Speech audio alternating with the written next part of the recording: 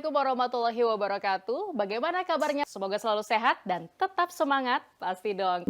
Seperti biasa, tujuan dari kita kali ini adalah sebagai media untuk sharing success story. Ada Pak Lincoln Simanjuntak, ini merupakan sales coach bersertifikat dan juga praktisi di industri perbankan.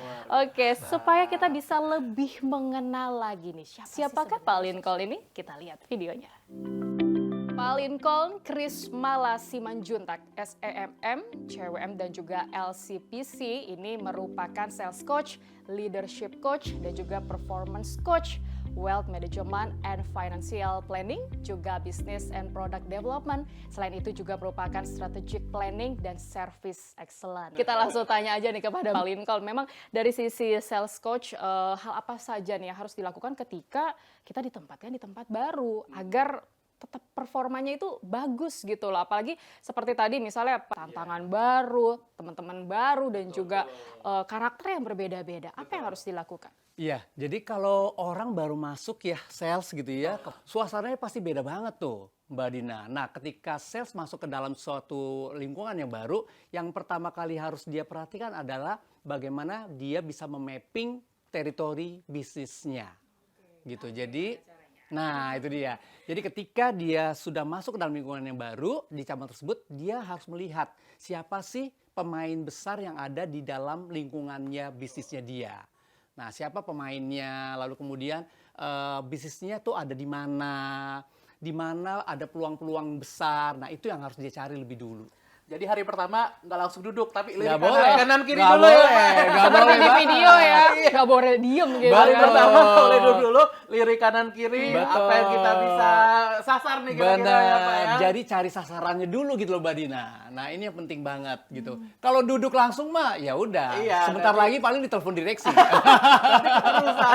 Nggak boleh diem Iya, gitu nggak ya. boleh. Nah memang ada beberapa tahapan-tahapan yang harus dilakukan untuk bisa kita menawarkan produk-produk. Yang paling penting adalah di awal-awal. Jadi kalau memang dari hulunya ini yang paling penting, baru sampai ke hilir. Betul. Biar lebih baik gitu ke depannya ya. Namun untuk respon awal pendekatan prospek di sekitar outlet dulu lah. Contohnya untuk mendekati top player. Nah ini kan kayaknya ada beberapa orang yang masih takut atau mungkin malu ya. Betul. Atau pengen nih tapi aduh gimana ya caranya. Nah Betul. apa nih yang harus dilakukan? Memulai percakapan dengan calon nasabah. Apa yang harus benar-benar diperhatikan gitu Nah, Pak Lincoln? Kalau untuk memulai percakapan itu sebetulnya satu poin dari saya adalah jangan pernah langsung menunjukkan bahwa kita tuh mau jualan. Itu yang catatan pentingnya. Karena banyak sales yang ketika kita ketemu dengan prospeknya, dia langsung pengennya closing. Bener Nah, sih, bener-bener. iya kan? Karena kalau Kan? misalnya kita ditawarin kadang langsung, saya mau nawarin, Betul. udah banyak penolakan Benar. gitu kan. Nah sehingga untuk memulai percakapan itu kita harusnya membangun dulu rasa dekat, Betul. rasa percaya gitu. Jadi berkenalan dulu, basa-basi dulu gitu. Biasanya apa saja? Mungkin bisa langsung dicontohin nih biar teman-teman sales juga Nah mau itu mempraktekkan. biasanya tuh kita ada konsep itu FORM. F-nya family, O-nya occupation gitu ya, R-nya recreation gitu dan M-nya motivation. Jadi kalau waktu kita ketemu dengan orang ya ngomongin tentang keluarga lebih dulu. Oke. Lalu ngomongin tentang occupation, pekerjaan, kesibukan apa hari ini, apa bisnis Bapak, seperti itu. Lalu kemudian recreation, Pak kalau waktu luang yang kosong Bapak biasanya ngapain Pak? Goes, olahraga atau apa? Betul. Nah kemudian motivasi. Motivasi itu biasanya kalau kita ketemu dengan yang lebih tua, kita bisa bertanya, Pak seperti Bapak ini sibuk tapi bisa berhasil, apa tuh Pak? Quotes untuk saya Pak. Nah itu bisa Oke, berarti begitu. saling mendukung lah Betul, seperti itu ya. betul. Pendekatan ini nampaknya biasanya butuh proses berapa kali sih harus ketemu sama teman-teman itu? Iya, kalau dalam teorinya nggak ada tuh Mbak Dina, ya nggak ada tuh yang namanya orang deket 3 hari, 3 jam, 3 menit nggak ada. Oke, tapi catatan saya adalah ketika kita mulai membuka percakapan gitu ya, kita bagaimana supaya deket adalah kita bangun dulu rasa kepercayaan orang, rasa nyaman orang ngobrol dengan kita gitu, rasa orang tuh bisa menerima kita. Nah, itu yang kita bangun lebih dulu tuh Mbak Dina. Oke, dan memang kalau untuk tadi tips bagaimana cara diawali dari top layer, terus juga Iya. harus ada pendekatan. Ini biasanya pasti nasabah kan beraneka ragam karakter Betul ya. banget. Dari yang oke welcome, dari Iya, yang apaan mulai dari sih? terbuka, Iya, dari tertutup yang gitu ya. senyum, dari yang udah enggak atau gimana. Nah biasanya kan ada juga nih misalnya owner jarang di tempat. Oke. Sibuknya lebih parah sibuk dari Luar presiden biasa. mungkin ya. Nah itu apa sih yang harus dilakukan oleh teman-teman sales nih? Mungkin langsung ke contohnya aja Contohnya sih. ya. Azal. Ketika kita memang datang ke top player dan memang ownernya nggak ada di situ, kita juga bisa bertanya kepada tukang parkir yang ada di situ atau security-nya. Oh, biasanya mereka tahu ya. Iya, biasanya kan mereka tahu tuh jam-jam berapa ya Bapak tuh datang misalnya. Jam-jam berapa ya, hari apa aja ya.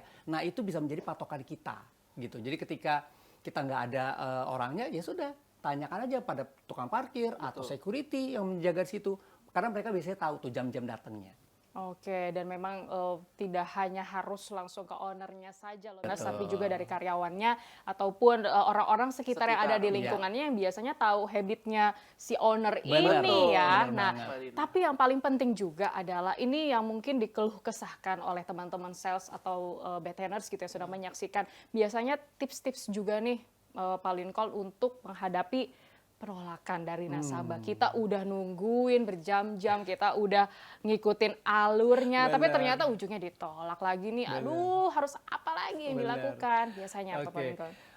Sales itu kalau belum ditolak, belum sales. Oke. Itu dulu. Ya, Berarti jadi kalian belum jadi sales. benar Betul. ya. Jadi Jeffrey G. Tomer tuh seorang pakar sales, dia bilang begini bahwa penjualan itu dimulai justru ketika Anda ditolak gitu. Nah, jadi tips dari saya adalah ketika menghadapi penolakan, ya satu jangan menyerah dulu gitu. Jangan menyerah dulu, jangan merasa bahwa gagal gitu, fail gitu loh.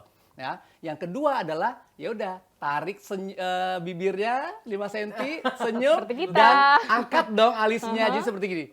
Iya. Oke. Betul paling apa namanya? Ya kalau ditolak, jangan baper ya Pak. Bisa Jangan juga baper. lagi patah hati habis diputusin bukan berarti Bukan ditolak. berarti.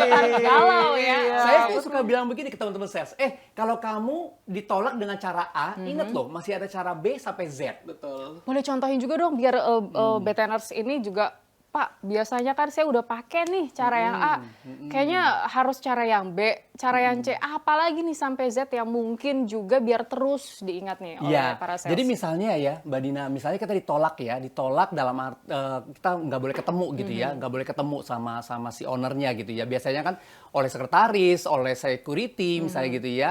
Nah, ketika itu terjadi, maka kita harus cari cara lain. Misalnya kita bisa berkenalan lewat media sosialnya. Oke, benar juga tuh. Ya kan? Kita bisa berkenalan lewat media sosialnya atau kita bisa berkenalan lewat keluarganya lebih dulu. Gitu. Jadi jangan ownernya langsung. Kita lihat ownernya siapa sih keluarganya, bisa mendekati istrinya atau bisa mendekati dulu lewat saudaranya. Nah, itu yang bisa kita lakukan lebih dulu. Oke, Nah, berarti itu memang yang penolakan. paling penting Contoh itu penolakannya lingkungan ya. sekitar Betul. harus benar-benar ada cara ya. Jadi Iya. ibaratnya produk itu kalaupun kita mau jualan pasti ada yang beli kok gitu Betul, ya. Jangan betul. pernah takut menyerah. Sih, Jadi memang peluang itu banyak sekali ya. Betul, Selain betul. kita butuh untuk datang ke si top playernya, terus mendekati karyawan dan juga lingkungannya, berbagai tempat ini juga menjadi satu solusi juga ya untuk Bener banget, teman-teman bener sales. banget. Mungkin Intinya adalah ketika kita ketemu dengan orang dan kita lihat dia prospek untuk kita, untuk membuka percakapan itu mulailah dengan cari kesamaannya. Oke. Cari kesamaannya. Saya pernah punya pengalaman loh Mbak Dina. Saya kenalan dengan orang di pesawat gitu ya. Saya nggak kenal siapa dia, tapi saya melihat waktu itu dia cocok nih untuk prospek saya gitu ya. Dan saya memulai membuka percakapan saya dengan jam tangan loh. Kebetulan saat itu jam tangan saya mereknya sama dengan dia. Oke. Gitu ya. Saya bilang aja, Pak, rasanya kayak jodoh ya. Kita sebelah-sebelahan, jam tangan kita brandnya sama gitu. Nah, akhirnya cair suasananya. Oke. Biasanya kan orang kalau di pesawat kan kaku ya, bener ya, kaku diem, terus kemudian yang ada juga tidur. Berarti Ya. memang ada obrolan ya. Betul, pokoknya intinya adalah ketika membuka pembicaraan dan mau membuka peluang dimanapun Anda berada, cari kesamaannya saja untuk membuka Oke, pembicaraan. itu ada beberapa poin nih kita udah dapat banyak ilmu banget ya cari kesamaannya saja dan memang harus punya ide ya. Benar. Kalau bisa dikatakan sales ini harus punya ide brilian Jadi kalau misalnya gagal satu, masih ada nih Iya. peluang lainnya seperti itu. Seperti juga misalnya poin-poin keberhasilan seorang sales itu harus seperti apa sih Pak Lincoln Nah, yang memang poin-poin harus terus keberhasilan. dilakukan? Iya, poin-poin keberhasilan seorang sales itu kan sebetulnya ada dua hal ya, internal dan eksternal. Internal tuh dari dalam diri dia gitu. Kalau dari dalam diri dia, ya dia harus banyak belajar, dia harus banyak berlatih gitu. Kalau jualan itu kan kayak otot ya. Ya. Semakin dia berlatih, semakin kuat ototnya gitu. Semakin dia banyak ditolak, semakin bisa dia menghadapi penolakan gitu. Nah, jadi kalau internalnya adalah berlatih untuk diri sendiri. Sedangkan faktor keberhasilan kedua adalah eksternalnya. Nah, kalau eksternalnya itu adalah bagaimana kita melihat peluang bisnis, bagaimana kita menemui seseorang dan kita belajar tentang seseorang tersebut, kita lihat karakternya seperti apa, dan kita yang menyesuaikan diri terhadap dia. Oke. Jadi Tentu yang paling terpenting adalah pada saat closing bisnisnya ya. nih. Biasanya untuk mendapatkan kepercayaan juga kepada para nasabah dan juga beberapa owner, yang paling penting kan untuk mempertahankan closing bisnis untuk kedepannya seperti apa. Jadi kalau kita udah closing nih jangan dicuekin dong. Tolong orang-orang sales gitu ya. Kalau udah dapet, nah inilah saatnya kita membentuk apa yang namanya spiderweb ecosystem. Tabungan diciptakan untuk para pengusaha. Para pengusaha kan nggak hidup sendiri kan Mbak Dina. Betul. Mereka pasti punya vendor, punya supplier, punya pemasok, punya pelanggan, punya retailer, punya family, punya ekspedisi. Nah, kalau kita sudah dapat, maka kita harus membentuk spiderweb ekosistemnya. Tanyakan semua lingkungannya yang ada di situ, dan itulah referral. Yang paling penting adalah punya ide, punya kreasi, jangan ragu, Jangan dan ragu. tidak boleh takut penolakan. Oh, tidak boleh baper itu Tidak juga boleh baper, paling tidak boleh penting ya. baper. Iya. Karena buat teman-teman saya setelah kita dapat rangkuman tadi, ini terima kasih banyak yang sudah menginspirasi kita semua dalam perbincangan kita yang tidak terasa loh, ini sudah Iya. hampir 30 menit gitu ya. Terima kasih untuk Pak Lincoln, Sama-sama. sehat selalu, sukses selalu, dan usai sudah perjumpaan kita dalam Having Fun kali ini, kita akan nantikan episode berikutnya dengan tema yang lebih menarik lagi. Saatnya saya Suara Madina undur diri, sampai jumpa lagi dalam episode Having Fun berikutnya. Bye.